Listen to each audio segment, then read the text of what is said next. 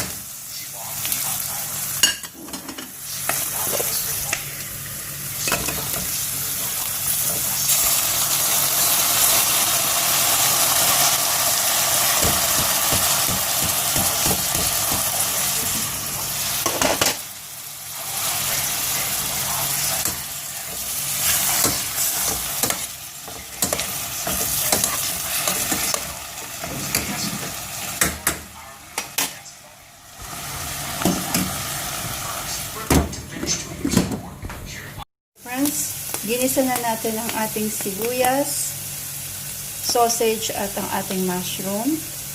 Ayan, hihintayin lang natin na maging golden brown yun. Ayan na siya.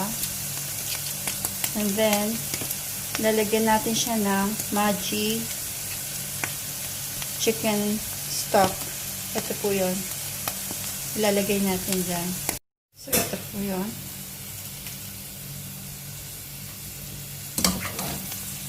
At atin lang po siyang i-mix.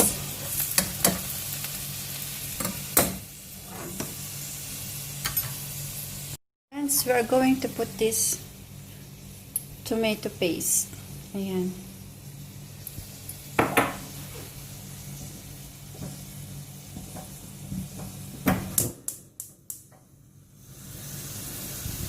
To put it on.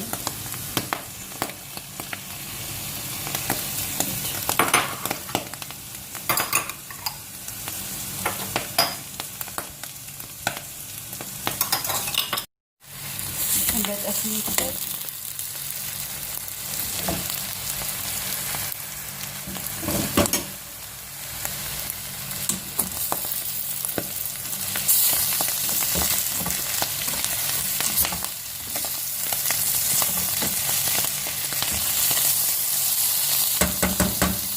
Now we have to add water.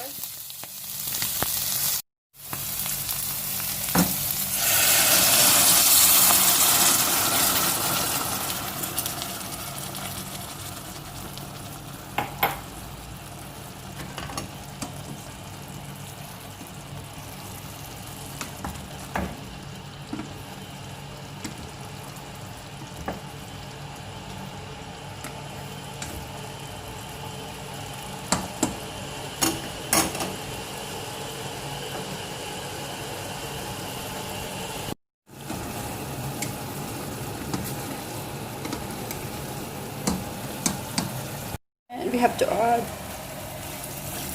hot water.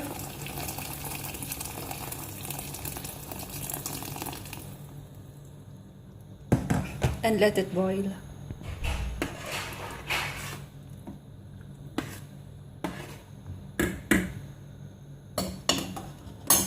So, let it boil. You have to cover it. Ayan, kumukulo na siya. Lagay na po natin itong puree. See, all of this.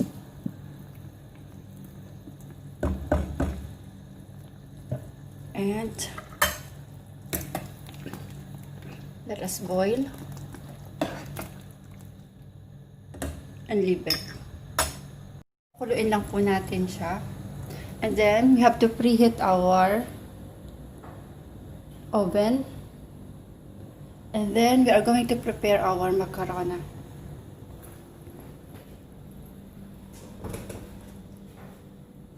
So friends, ito na siya. This is a half boiled and half cooked macaroni.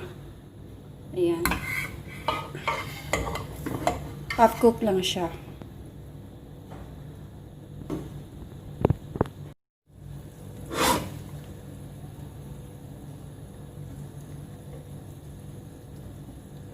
See.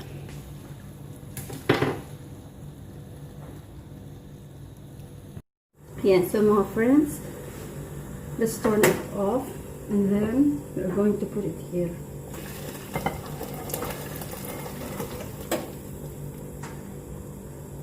Okay. And then let us mix.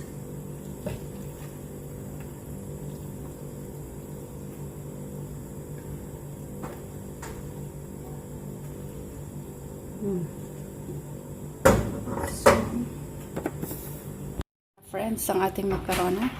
Also add oregano. Just a little. We can also put basil.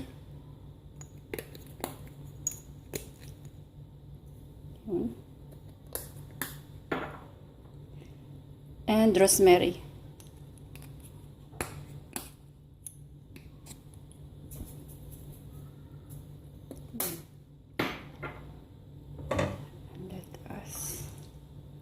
Mix it.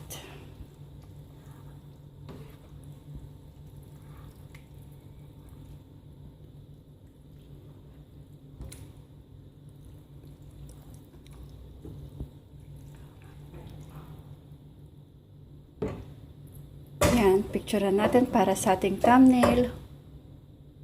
Friends.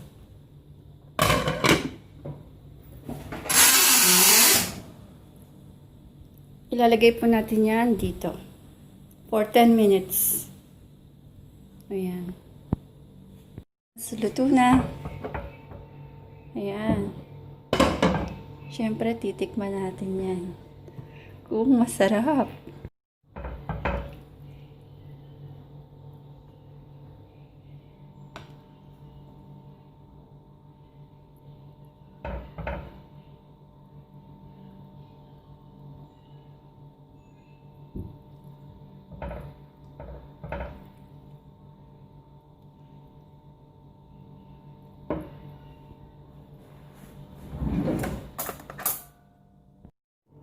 So, ayan friends.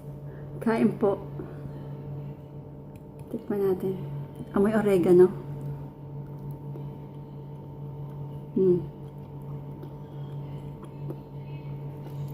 Lasang yung pasta sa restaurant.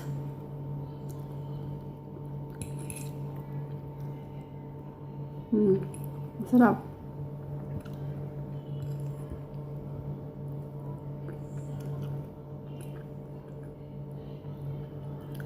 Nag-blend yung lasa ng oregano, basil, tsaka rosemary. Mushroom. Onion.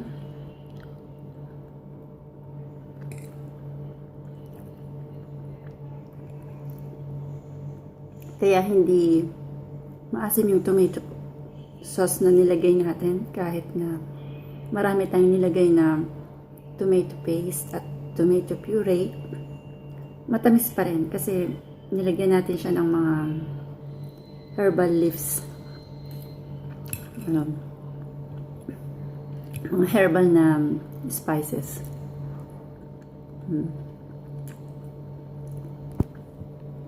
Tapos mainit pa. Oh, masarap to pag may hot sauce. Magdadalawang plato ako ngayon. Eto ano lang to, mukbang lang to. Tinatry ko talaga yung mga recipe na sinishare ko sa inyo para ma-recommend ko kung masarap ba o hindi. So far naman, lahat naman ng mga sinare kong recipe talagang panalo. Panalo sa panlasang Pilipino. Panlasang Pinoy. Kain po.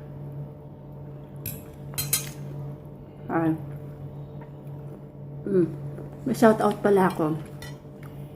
Lagi akong ano yung makakalimutin. Kung kailan ako nagpapaalam na tsaka ako naaalala, may isa shoutout pala ako. Shoutout ko po yung kalodi ko na tumulong sa akin, na nagturo kung paano po pag na-monetize na tayo, ano ang gagawin dun sa channel, yung sa income. Kasi hindi po namin alam yun. So far, hindi lang naman ako yung hindi nakakaalam. Marami po kami. Pero ako po talaga yung makulit na nagtatanong. At kay Boss Bambira Rican, ayan, salamat po sa iyo, boss, sa itinuro mo sa akin na mga tips kung saan namin makikita yung income namin sa YouTube. Kasi hindi po namin makita. At kay Lodi Lisa Hidalgo, Lodi Lisa, salamat sa iyo. Marami akong pinagtanungan eh. At kay Lodi Patlos Tuspini, kay Lodi Paksiw Pak, at kay Lodi Kimpoy. Ayan. Ang dami kong kinulit para lang malaman namin kung saan makikita yung aming income. Ayun. So far naman po, naiintindihan na namin kung anong gagawin. Dahil po sa inyo yun. Maraming salamat po sa mga big YouTuber na tumutulong para sa mga small YouTuber na mapaayos ang aming mga channel. Ayan. More blessing po sa inyo at maraming salamat po. Bye.